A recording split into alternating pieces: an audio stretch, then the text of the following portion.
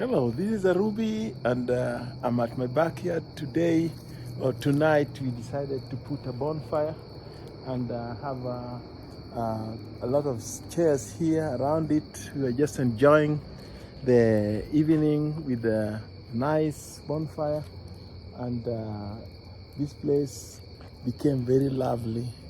All my friends are camera shy, so they stepped away when I was trying to get this fire in the camera. So they just stepped aside so that they don't get to be behind the camera.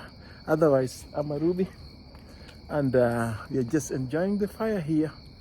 And this is where we say campfire is burning, campfire is burning. As when we were in scouting, boy scouting, we used to make a bonfire, a campfire, which was surrounded by boys and girls during our scouting time. And it was very nice, and we used to sing, campfire is burning, campfire is burning, looky yonder, fire, fire. Hey, campfire is burning. That's the song we used to sing. So today we are just singing it here. They ran away from me, but I'm still here with the fire burning and enjoying. And it's very nice. The weather is favorable, and we are all just enjoying the fire at my backyard here. Everything looks good, and we just enjoying. So an evening like this is a good evening at my backyard, and sometimes it's hard to have these such sweet evenings alone, but we got some friends here who came, and we are just chilling here, enjoying. And that's how it is, you know. Sometimes, once in a while, you get things like it is, yeah. So we're gonna get some marshmallow for them to burn here, and I mean to grill.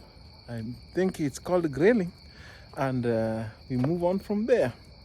Otherwise, this bonfire just reminded me during my Boy Scout times, when we used to have scouting trips to different places, and every time we had a scouting camping season, we were so excited because that's the only time we could get away from home.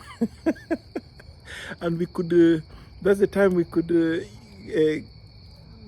go somewhere away from home because of the home chores, like looking after the goats, looking after the cattle was always a daily thing.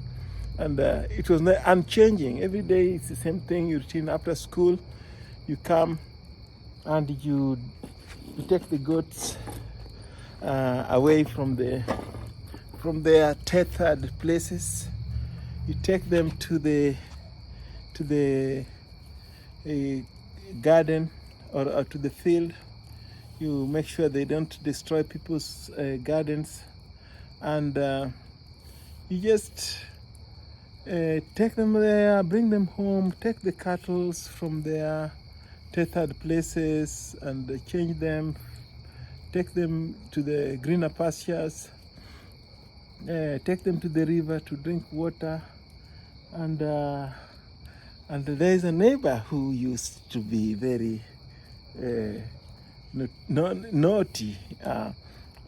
She always wanted to report me that I left the cows and goats to destroy her garden, and that sometimes was, even if a dog runs in the garden, he will just run home and tell on me that I left the cattle and goats to destroy her garden. Her house was on the top of a hill somewhere, and she always could see, even if a dog is walking, you know, when you're going to do some cattle or a goat grazing, the goats will always run away, and they try to get some extra juicy plants from people's garden, of which I was very good at protecting that, I guarantee you. But the problem was the dogs smelling around the garden there to see if they could smell other dogs, marked territories, and also the rabbits or the gazelles or the dik-dik. If the dik-dik had already passed there, and maybe they can trace and start hunting. So, but this neighbor always thought that those dogs running in the garden were the goats destroying her garden. So we always had a problem when she reports me that I left the animals to destroy her crops.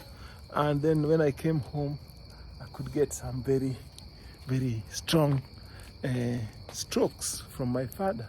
I could get some nice cane, which my father was very strict, and I had to sometimes go and bring my own cane to be flogged with, and he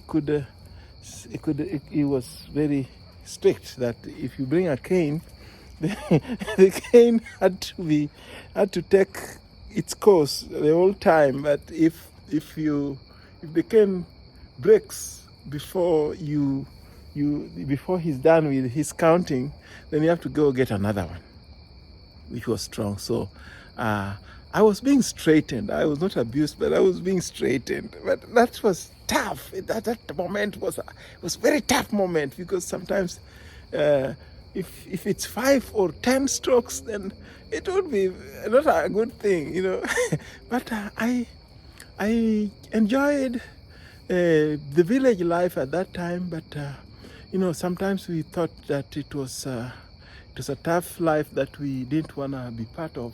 But now that when I go home as a grown-up, I really enjoy that, and I feel like I really miss it every time. Anyway, that was the story about when I sit around the bonfire like this, I start thinking about how about my life in the past, and where I am at the moment. So this fire here reminds me a lot about my past life that shaped me to be who I am and what I am at the moment. If I didn't get that foundation, I think I could not be very I could not be where I am, and I could not be the way I am at the moment. That type of life that I got its foundation, that I got the foundation from, strengthened me, and it gave me a lot of shock absorbers that I can always live somewhere there where some people think it's unbearable. I've lived in so many countries, and I've been into some very tough ones that were hectic, but I survived there because of the foundation that I got from home. Anyway, that's a bonfire story that I have to share with you when we are just around the fire. Yeah, so those are just around the fire stories. These are the places, such a place where we had a lot of stories about our culture, about our upbringing. We could compare stories from how things were in the past and how things are or were at that time when we were growing up. But all the stories were called like bonfire stories. So this is where we had the riddles, the cultural stories, the kitendawili, or I think there are riddles and other stories that kids were being told. How the stories, these are where we could get the story of an elephant, and bush stories about elephant and the rabbit, and some were just stories to scare us, and also to make us happy and concentrate to listen to the story how a rabbit destroyed a big elephant. There are very, very nice stories that nowadays when we tell the young people, it doesn't make sense for them, but these are the stories that were bringing us together all the time. Otherwise, that's the stories for the past, and also we used to call them bonfire stories. So that's why when I see the bonfire, when I make the bonfire like this, it reminds me of those nice days when we were growing up and enjoying the bonfire. And that's how it is. And I'll keep telling you more stories. And here is my son here enjoying the bonfire. Huh? Food is ready. Okay. My friend, my son and his friend there, we're just sitting here enjoying the bonfire, and we're just relaxing and chilling. And that is the garden there. You can see how it looks, and the whole compound looks good at night. I put a kind of bright light there. I don't want to put the camera towards it, but have some garden fires or lights at the corner there, and that's how my backyard looks like at night. So nice. And we keep on doing this. Today my son is not shy, camera shy. But he's still shaking his head. He doesn't want to face the camera, but I am on the camera, and I was telling him the story of the riddle stories that we used to be told when we were young around the bonfire, how it was like a taboo to sit on a kitchen stone or near the kitchen, because that was taboo. But all those stories, they were telling us that it would affect in one way or the other, but it was all about not sitting on the stone, because it was hot, it would burn you.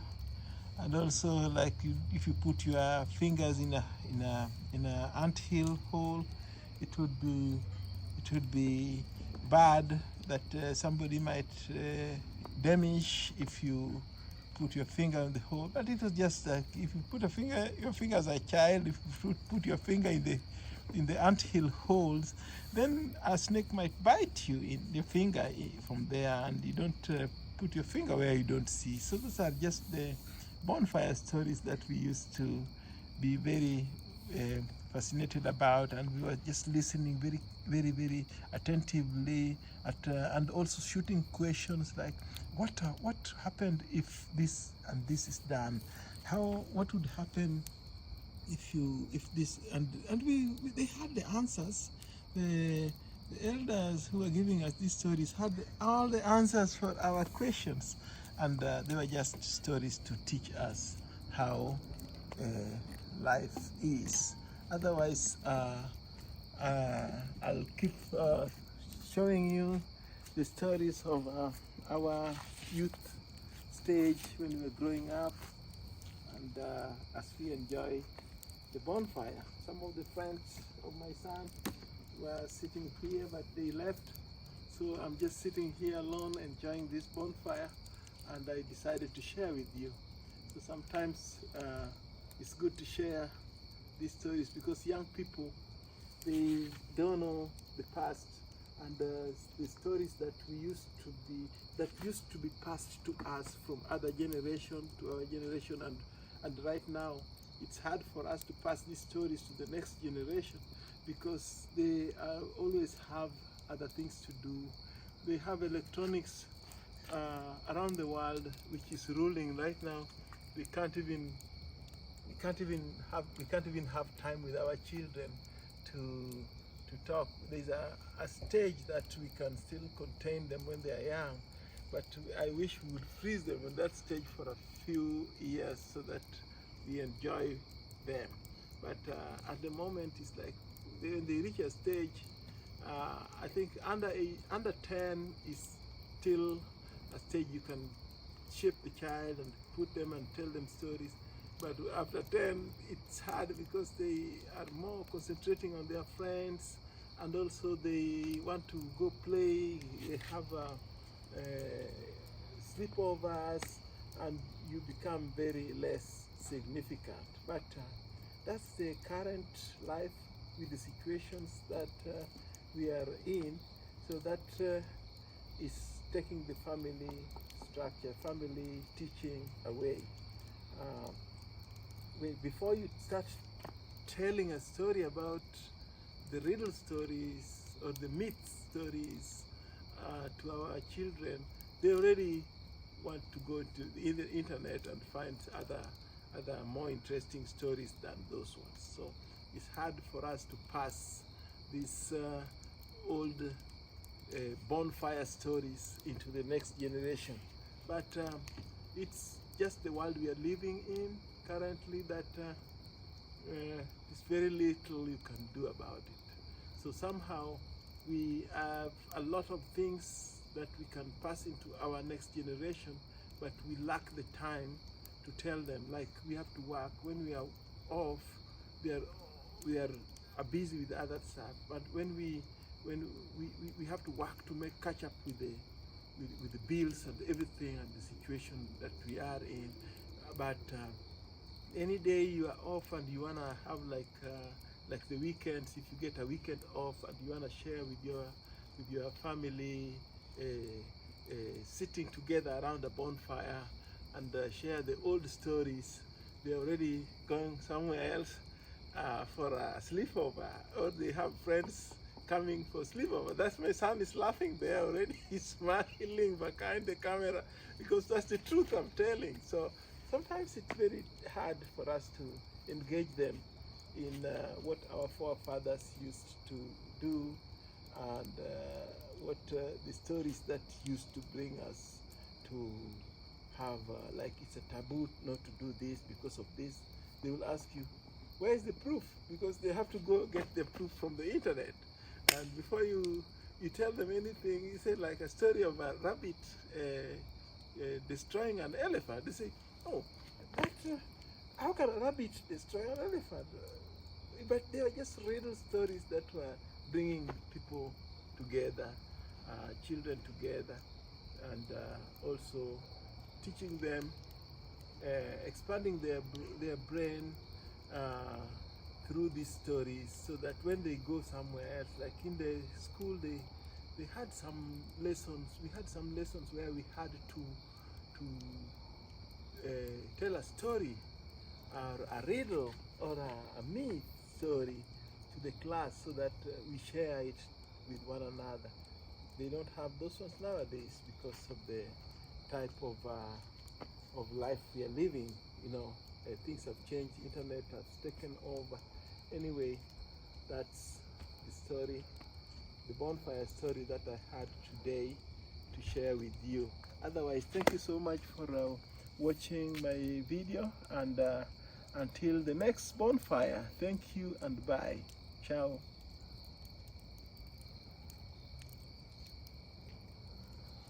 Bye.